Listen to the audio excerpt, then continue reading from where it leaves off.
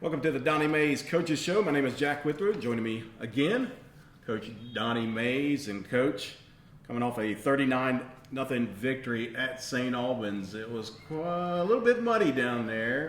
The footing wasn't very good, but I heard you say, and maybe in a paper, your team did what they had to do to get the win and get out of there. Yeah, I thought we just came in there as a business trip, really, and our chances of going to the playoffs went up to 99% with that win. So we knew what was at hand. We knew what kind of field we were going to play on. The one thing I didn't like about it is just, there's goose poop everywhere all over that field. And I said, I went to someone on their side and said, hey, can you all get some of this off here? Because it wasn't just the little pellets. It was goose crap. It was awful. So that's something that I don't know.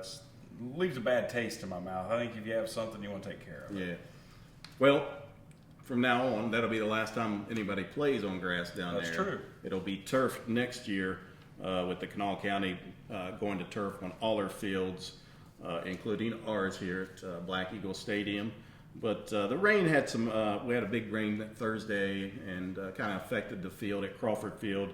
And you could see people slipping and sliding. I thought it maybe affected your snaps as well. It did. And you don't get a snap off correctly. It just kind of throws all the timing off. Especially when you're in the shotgun. Right. You go under center and you're not going to miss by much. Yeah. And it's just an exchange. But I thought that threw us off a little bit. But I thought he got better in the second half. Yeah. I thought we played much better in the second half. We changed his grip on the ball.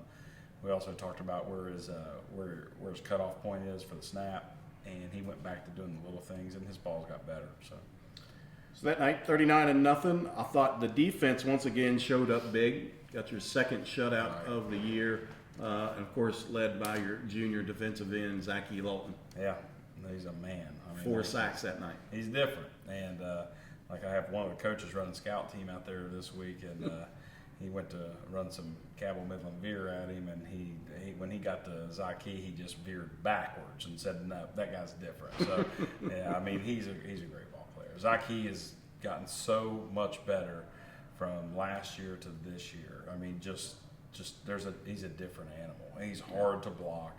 He's a great team player. He's a great practice player. He's figured out what it takes to be, different. And a lot of guys are gravitating towards him, and I like that. I like our direction. So Zaki Lawton on the season, he's now your leading tackler and playing only about 6 1/4 games. He had some injuries there and he was not out on the field. But 10 total sacks now for Zaki Lawton, which leads your team as well. Jason Barnett with 8 still. Yeah. But like you said, he is leading by example right now on the field, and players are gravitating towards Zaki. And you talked about Trey Dunn there a little bit. Friday night, 22 of 32 passing, 246 yards, 3 touchdowns. On the season now, he's at 1,636 yards, 11 touchdowns, and 9 interceptions. So. Yeah, no, Trey's getting better each week. And, just like last week, just like Zach did with the snaps, Trey got better in the second half with his throws. Mm-hmm. But I think a little bit of that was the snaps throwing us off and the eyes dropping down instead of looking down the field. So it's just little things, and that's it just messes up the entire plan. And we fixed that. Trey got his eyes downfield in the second half. I thought he made some really nice throws, and I thought he made some really nice reads. He's one of those kids too. He's getting better each week, and you talk about kids that gravitate towards people like. Zaki has looked up, Trey's looked up to Zaki, since they were little. They played ball, together growing up, I guess. And it's good to watch kids like that want to work hard. I'd probably bet that right now he's in the weight room working out. So. Another freshman, running back Mondale Dean, another good game, 10 carries, 50 yards, and 2 touchdowns. He just looks like he's getting more and more comfortable out there in the backfield.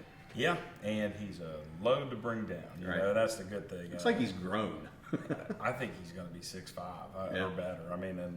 At that point, when you hand him off the ball, you're going to be reaching up to him. So, no, he's special. Like Eric Moss back in the DuPont days. Yes, exactly. So Mondrell's just, we're talking about all these underclassmen, that's what Trey and Mondrell and Zaki. Right. It's a good thing to have for us, but at the same time, we're putting a lot of faith in these guys. You know what I'm saying? It's not, 80% of our offense is going through freshmen.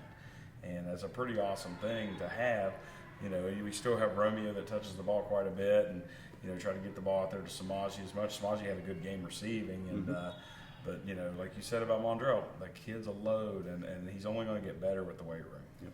It was good to see a couple other receivers finally get in the end zone. Yeah. A lot of production, yardage, and catches for him this year. That's Jaden Eastep and Shiley Kinney. So it was good to see them to get in the end zone. Yeah, I mean, sometimes it's just timing, you know, and it is a good thing, and I was happy for him. You know, I kind of picked at Shiley every time we'd step across a doorway. You know, I'd say, like, that's the goal line right there. You sure you want to cross it? But you know, I know how good Shiley is. He's been there. He's played quarterback before, so he knows what it's like to get in that end zone. But I know that felt good for him, and that's why I picked at him. But he's a great ball player. Shiley does a really good job. He's got a great work ethic, and him and Jaden are two of the finest slot receivers we've had up here in a while. Yeah. Turning the page now, we go to week 10, and Black Eagles hosting Cabell Midland, ranked number 2 in the latest SSAC ratings poll, undefeated. I asked you the other day, what kind of offense do they run, and you said it's a machine. Yeah, you said, what would you call their offense? I said, it's a machine. I mean, they do a really good job with it. You know, I coached with Luke in the North-South game a few years ago, and you know, I watched how he does his offense, and he does a good job with it. And they're very physical. They teach their kids how to be physical, and they want to run right at you. And you know, it's probably the only offense in our state, you know, that is truly one-dimensional and lives by it. You know, Spring Valley throws the ball a little bit, and you know, Cabell Midland, they want to run the veer, and they want to run, you know, the counters and the fullback traps, but they want, I mean, the guy that's going to touch the ball is Caudill, and if Caudill's not touching it, it's going to the quarterback.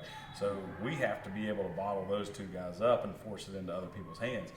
But it all starts with their offensive line, and that goes back to Luke. You know, as a guy played at Marshall, and he's a good lineman. Was a good lineman himself. Had a tryout with the Giants and all that stuff. So, you know, he's got a very historic background with the line play. So I watch those guys, and it, you know, goes after what he did. You know, I mean, I think they play the way that he did. So physical group. It says a lot about Luke and his coaching staff and what they've been able to do down there. Of course, they had 3 key injuries to their skill position, and they keep rolling, and they never missed a beat. And it goes back to the line play. Absolutely. I would say they're very disciplined. And they're very disciplined up front. They're very disciplined all the way around. I mean, I think their kids do a good job of flying to the football. You know, I mean, I don't know how many kids he has on the team, but it's, you know, when you have 100 kids come out for tryouts, it makes everything much more competitive because there's people fighting for jobs, and that creates discipline within. And I think that they do a really good job with that. But, you know, without their offensive line playing the way that they are, you know, who knows where they are? You know, who knows where their team is right now? Right. And they've got some weapons still at the skill position. Of course, we talked about their quarterback, J.J. Roberts, the senior, 6 foot, 185 pounds, 90 carries, 976 yards. He leads the team with 14 touchdowns. And then you hit on their fullback, Jacob Caudill, 5'10", 205 pounds junior, 1,314 yards, almost 8 yards per carry for Caudill.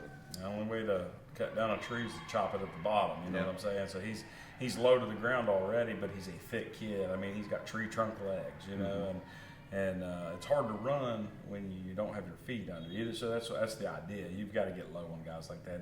If not, his pad level is so good that he runs through tackles. Like if you come body him up, he's going to run through. At least he's going to fall forward and get the extra three that he needs. So that's why you have to get low and tackle guys like that low. It's pretty interesting. He is almost at 8 yards per carry, but he's not the best on the team per carry. Roberts almost 11 yards average, and then Hayden Haas, the 5'9" running back.